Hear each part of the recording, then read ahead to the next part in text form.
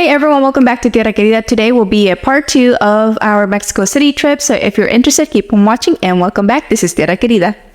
If you haven't watched part 1 of Mexico City, make sure you check that out. I will link it in the comments and I will also try to tag it somewhere here if you are interested in watching that.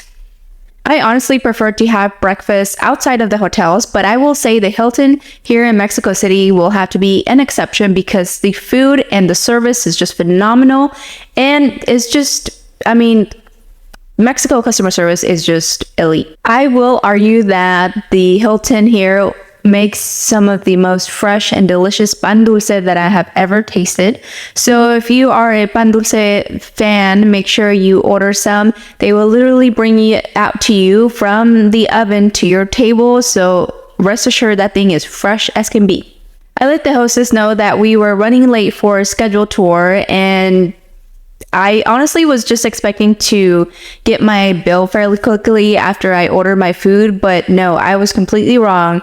From the moment I sat down, to them bringing coffee, refilling coffee, bringing our food out, everything was just so fast. I didn't feel like I was there for very long, and I was able to get a good meal before heading out to the tour.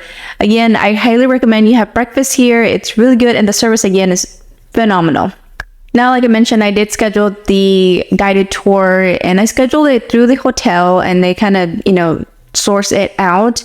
And I was very disappointed because, as this tour started, the guy was cool, was giving us some information about the city and stuff like that. But once we got to the pyramids, it was quite disappointing because he didn't share any information, and it felt like I was just kind of walking around with him and buying stuff from the little vendors there at the pyramids.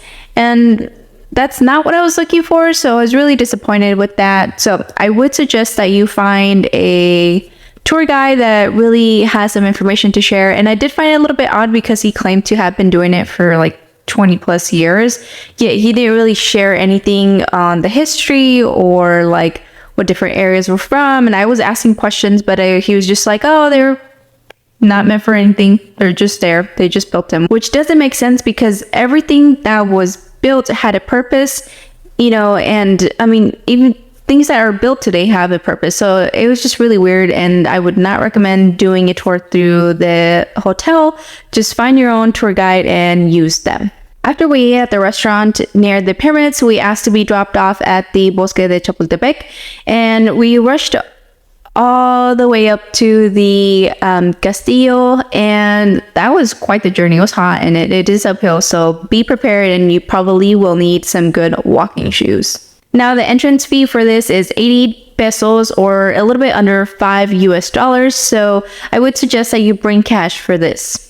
Unfortunately, we made it there a little bit before they closed, so I didn't get to, read all the little descriptions of the items, like the artwork, carriages, and different little things. So I do suggest that you get here early so you have enough time to explore and read everything, because this is a very important historical place, and there's just so much to learn, so much to look at, and it's really just very, very important as part of the Mexican history. Chapultepec is actually considered to be a historic and sacred and strategic place here in Mexico City due to the fact that the water was able to supply drinking water to the empire. Of course, you can't visit the Castillo of Chapultepec without paying your respects to the 6 Niños Héroes, which died protecting the flag and the Castillo of Chapultepec from being invaded by the U.S. forces.